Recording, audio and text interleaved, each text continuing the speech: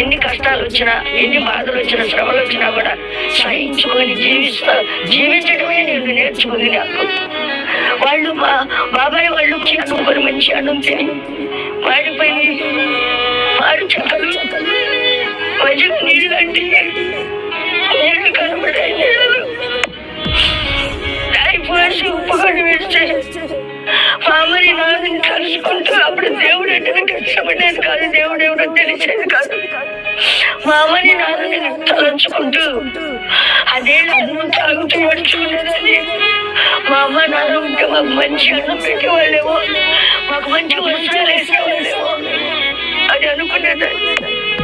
అయితే ఆ ప్రేమ లేదు నాకు. అమ్మ వాళ్ళు నాన్న పాలన లేదు నాకు.